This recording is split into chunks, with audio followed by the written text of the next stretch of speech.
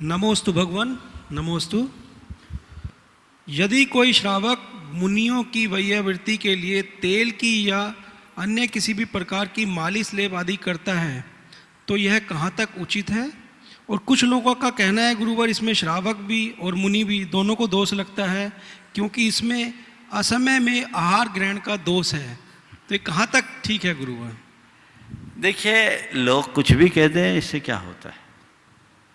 थोड़ा सा जिसने जैनागम को ठीक तरीके से पढ़ा हो वो कभी ऐसा नहीं बोल सकता। इसे समझने के लिए मैं आपको जैन आगम में आहार की क्या व्यवस्था है सो बताता हूँ। सामान्यतया आहार आप लोग जो हम लोग भोजन ग्रहण करते हैं उसको मानते हैं, पर जैन आगम में 6 प्रकार के आहारों की चर्चा है।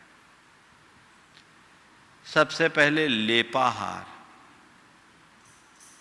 दूसरा ओजाहार या तेजाहार, तीसरा मानसिक आहार, चौथा कवलाहार, पांचवा कर्माहार और छठवां नो कर्माहार। आहार यानी ग्रहण करना। सबसे पहला आहार है लेपाहार, जहां शरीर के लेप से ही शरीर के लिए आवश्यक आहार का ग्रहण हो जाए। ये लेपाहार केवल एक इंद्रियों का होता है। अच्छा, हम लोगों के लिए या आप लोग अपने शरीर में कहीं तेल लगाते हैं तो वो आपकी चिकित्सा है, आहार नहीं। आपका जीवन तेल के लेप से नहीं चल सकता। आगे बताएंगे हमारा आहार क्या है। पर एक इंद्रियों को कुछ खाने की व्यवस्था ही नहीं है, उनके पास रसना ही नहीं है, वो शरीर के लेप से ही आहार ग्रहण करते हैं। उनको अपने शरीर के लिए आवश्यक और अपेक्षित पोषक तत्व उनसे प्राप्त हो जाता है। ये कहलाता है लेपाहार। दूसरा आहार है तेजाहार या ओजाहार। ये पक्षी जो अंडे देते हैं उस अंडे को अपनी उष्मा देते हैं। उनकी उष्मा से अंडे में रहने वाला जो चूजा है वो विकसित होता है, सेते हैं बोलते हैं ना। ये उनका आहार है, उसी से उन्हें पोषक तत्व मिलते हैं। ये केवल अंडे से उत्पन्न प्राणियों का आहार है। तीसरा आहार है मानसिक आहार। ये देवों को होता है। देवों के कंठ में अमृत होता है। उन्हें जब भी भोजन की इच्छा होती है, इच्छा मात्र से कंठ का अमृत झर जाता है, वो उससे तृप्त हो जाते हैं। तो देवों का मानसिक आहार।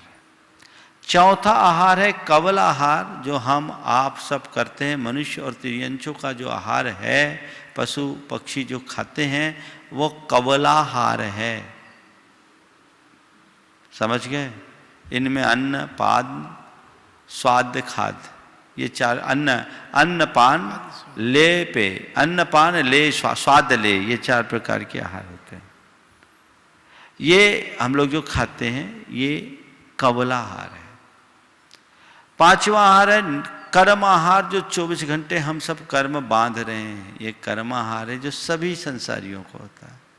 और छठवां आहार है नौकर्म आहार, जो हमारे शरीर के योग्य पुद्गलों को हम ग्रहण करते हैं 24 घंटे। केवली भगवान तक इसे ग्रहण करते 13वें गुणस्थान तक नौकर्म आहार सतत चलता है, इससे कोई बचा नहीं। तो 6 प्रकार के आहारों में मनुष्यों का आहार कवलाहार है, और हम मुनियों का कवलाहार में ही एक बार भोजन का नियम है।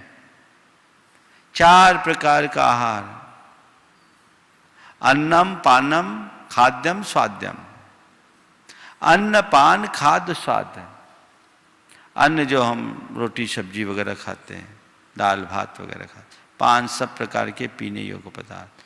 खाद्य जितने भी पकवान हैं, और स्वाद जितने भी स्वादवर्धक चीज़ें, लौंग इलायची से लेकर चटनी तक, ये 4 प्रकार के आहार हैं। इनमें कहीं लेप नहीं बताया, नहीं आया। समझ गए? बल्कि भगवती आराधना जैसे ग्रंथों में तो आवश्यकता पड़ने पर मुनियों को अभ्यंग मर्दन का भी विधान है। ये वैयावृत्ति का एक अंग है। संपूर्ण शरीर का मर्दन भी किया जा सकता है तेल आदि से। तो तेल लगाने को आहार निरूपित करना कतई अच्छी बात नहीं है। ये जैन आगम के अनुकूल तो है ही नहीं। अन्यथा ऐसा होगा कि नहीं, मुनि महाराज को कमर में दर्द हो तो सामने से लोग आहार दे और पीछे से मालिश करो। ये क्या बकवास है। ये सब चीजें आगम को ठीक तरीके से न समझ पाने का परिणाम है। आधार कभी भ्रमित मत होइए।